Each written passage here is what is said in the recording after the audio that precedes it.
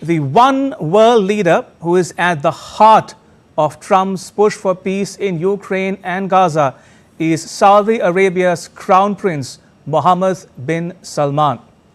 He has achieved the impossible of getting Trump and Putin to hold a summit in Saudi Arabia.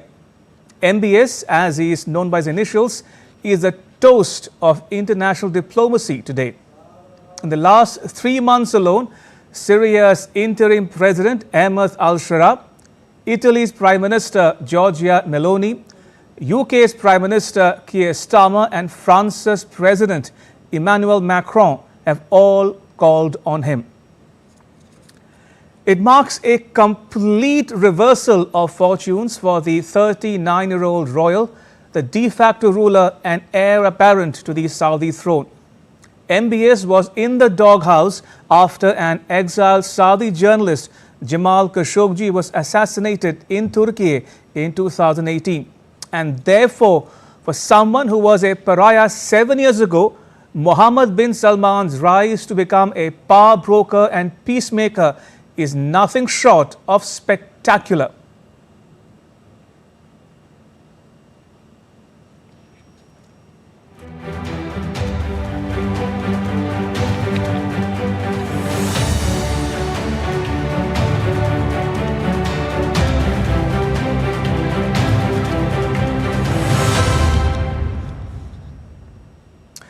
A number of countries, including Switzerland, had offered to host the Trump-Putin summit.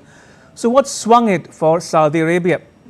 For one, Crown Prince Mohammed bin Salman is friends with both Trump and Putin, and that went in favor of Saudi Arabia. Trump enjoyed a close bond with M.B.S during his first term in office. When Trump visited Riyadh in 2017, he was treated to an elaborate welcome involving a sword dance and a flypast of Air Force jets. It's a relationship that M.B.S nurtured even after Trump lost the 2020 election. That friendship has continued into Trump's second term in office. Trump's first phone call to a foreign leader was to Mohammed bin Salman. The Saudi royal promised to invest $600 billion in the U.S. as he congratulated Trump on his return to the White House. Incidentally, Trump will become the only U.S. president to make Saudi Arabia his first destination for foreign travel in both terms in office. There were two other things that tipped the scales in favor of Saudi Arabia. One, it's not a member of the International Criminal Court, meaning that Putin can travel to Saudi Arabia for the summit without risking arrest. And two, Saudi Arabia has avoided choosing sides in the Ukraine war.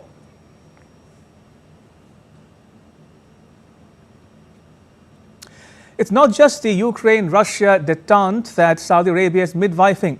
On Friday, Riyadh hosted a mini Arab summit on Gaza. Hosting such high-stakes meetings raises Mohammed bin Salman's stature in world diplomacy and positions him as a responsible global actor ready to contribute towards global peace. Al-Shihabi, an advisor to the Saudi government, says, "It's a big coup for Saudi. The two superpowers come to Riyadh to settle their disagreements. It's quite prestigious and affirms the soft power of the kingdom." Jonathan Panikoff from the U.S. think tank Atlantic Council in turn says the Trump-Putin meeting could be an opportunity for M.B.S to further his bona fides on the global stage.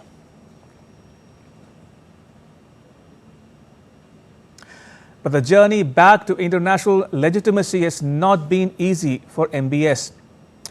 He was pilloried for the murder of Khashoggi.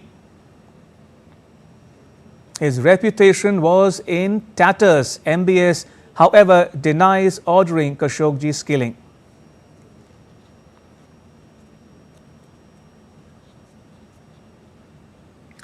World leaders shunned him. Investor confidence dropped, with potential consequences for billions of dollars in investments into and out of the country.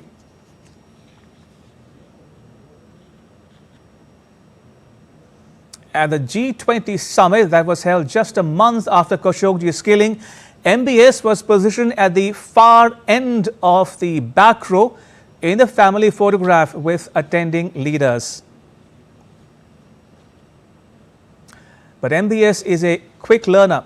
He employed soft power to win friends and influence people, investing in tennis, golf, Formula One racing and football. He bought the Newcastle United Football Club in England in 2021. Saudi Arabia scored a major coup last year when it was selected to host the 2034 Football World Cup. M.B.S is rebranding Saudi Arabia and by extension himself in other ways too. The Muqab, a giant 400-meter cubic structure under construction in Riyadh. It'll be one of the world's largest buildings. 100,000 residential units, 9,000 hotel rooms, 8 entertainment and cultural venues, and 1.4 million square feet of office space.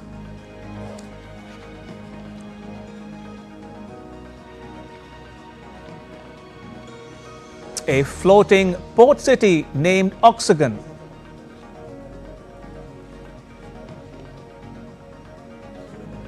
A mountain tourism site called Trojena.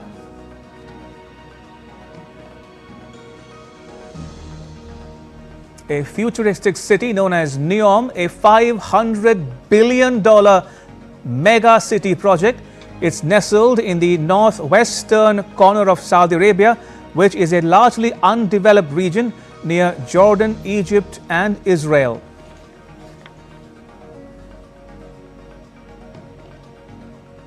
And The Line, a conceptual linear smart city stretching nearly 200 kilometers, which aims to house 9 million people while being powered by renewable energy.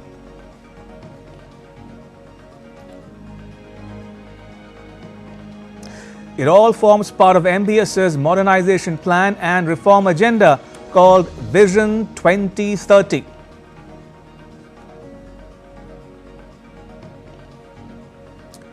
Vision 2030 is a blueprint for diversifying the Saudi economy away from oil, empowering its citizens, creating a vibrant environment for both local and global investors, and establishing Saudi Arabia as a global leader.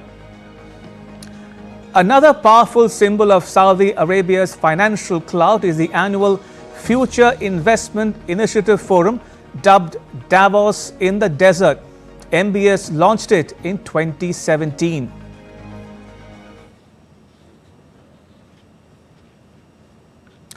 Many Western organizations initially boycotted it after the Khashoggi killing. But in October 2024, the forum drew its largest crowd ever.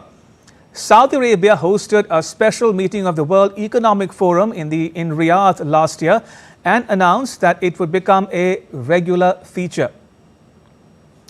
Saudi Arabia's Finance Minister Mohammed Al-Jadaan said on the margins of the Davos meeting that the kingdom needs to punch its weight on the global stage given its growing institutional presence. Now, Saudi Arabia's entry into the spotlight comes after the oil-rich power watched its smaller neighbor, Qatar, mediate a hard-won yet fragile truce between Israel and Hamas.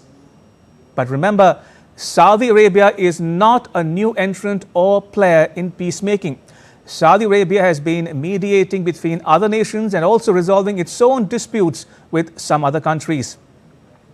The Saudis have been active in attempts to end the war in Sudan, bring peace to Yemen, rebuild war-torn Syria, support the election of new president in Lebanon, and help to bring peace and stability to Iraq, among other things. 2023, Riyadh embraced a Chinese initiative to normalize its ties with Iran, which has succeeded in strengthening the relations between the two regional powers. 2022, Saudi Arabia facilitated the release of foreign fighters detained in Ukraine, including 2 US and 5 UK nationals. 2021, at a summit in Al Ula, M.B.S. personally brokered an end to a rift between several Gulf states and Qatar over the latter's foreign policy and its media's role in fomenting regional differences. In 2002, the kingdom presented the Arab Peace Initiative, which remains the benchmark for a just and lasting peace based on the two-state solution between Israel and Palestine. And come June, Saudi Arabia and France will co-chair an international conference in the US city of New York on the establishment of a Palestinian state. I'll leave you with this video that best sums up Crown Prince Mohammed bin Salman's vision for Saudi Arabia. إن أوروبا الجديدة هي الشرق الأوسط.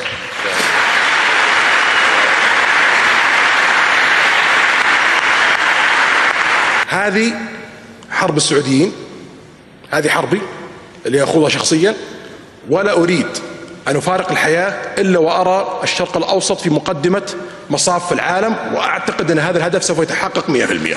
الله يعطيك طول العمر يا سيدي.